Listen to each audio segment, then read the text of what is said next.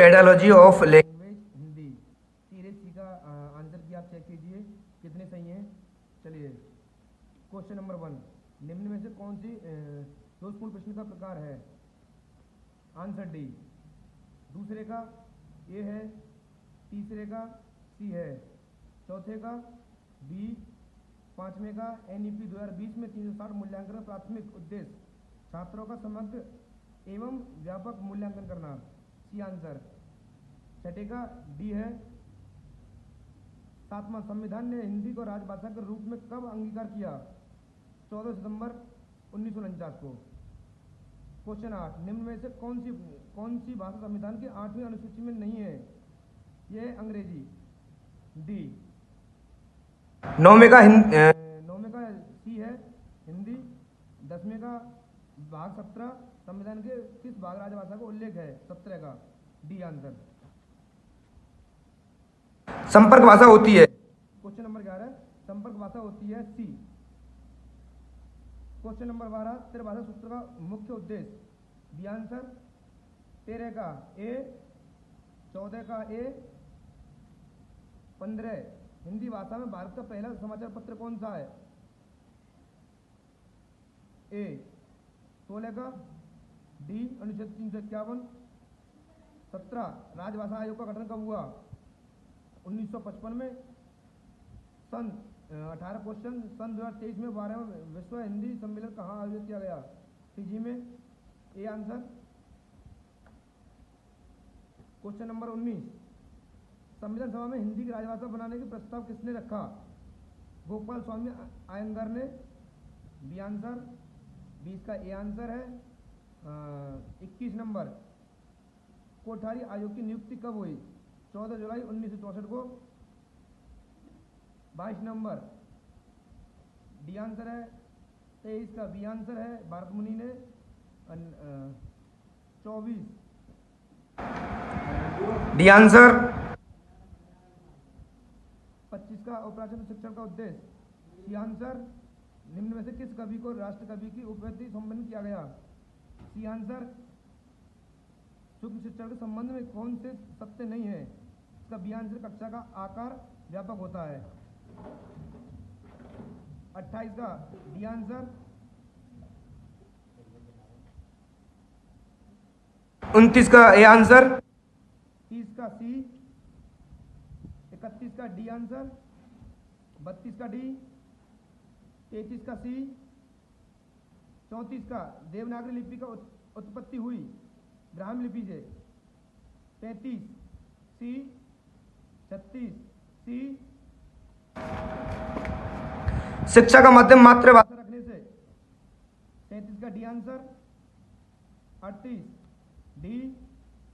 39 का सी। 40 समाजशास्त्रीय दृष्टि से भाषा, सी है, सॉरी डी आंसर है। हिंदी शिक्षा सिद्धांतों में एवं सूत्र के माध्यम कौन सा अंतर सही है? इसका हमारा डी आंसर है। 42 का डी। 43 का बी आंसर है। 44 का डी।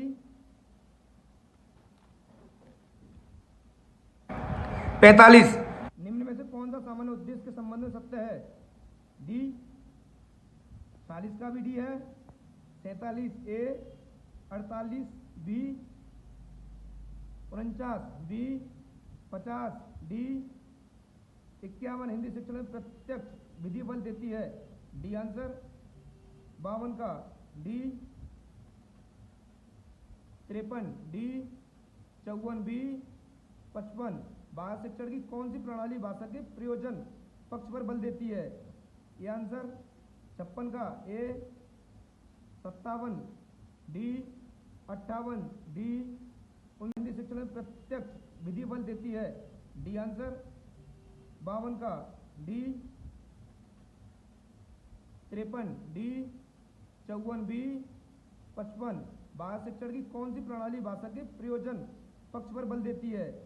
ये आंसर। 56 का ए। 57 डी।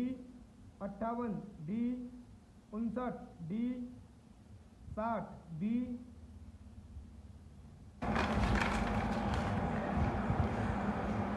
61 का बी है। 62 डी 63, ए 64, ए 65, सी 66, बी 67। पाठ योजना के किस उपागम को मूल्यांक उपागम भी कहते हैं? सी 68। कौन सी पाठ योजना प्रणाली उपागम को आधारित है? सी 69 पाठ योजना का प्राथमिक उद्देश्य। बी 70 निम्नलिखित में से कौन सा पाठ योजना के निर्माण का सिद्धांत नहीं है?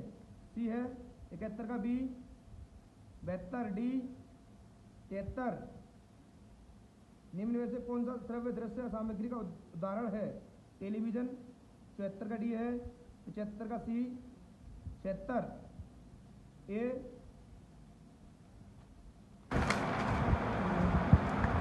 गद्य पढ़ प्रस्तुति का सही क्रम। सी आदर्श वाचन, अनुकरण वाचन, शब्द व्याख्या, उच्चारण संशोधन, मौन वाचन, वस्तु विश्लेषण। 78 का डी है, 79 का सी कहानी शिक्षण, 80 का डी, 81 डी, 82 सी है, 83 का भी डी है, कहानी शिक्षण के अंग उपयुक्त सभी हैं। 84 बी, 85 ए है, 86 डी, सॉरी 87 का है ए, 88 ए, 89 का सी, 90 का ए, 91 का डी, 92 का है किसी प्रकार के मूल्यांकन छात्रों के प्रदर्शन की तुलना समूह के अन्य छात्रों की जाती है। योगात्मक मूल्यांक डी आंसर।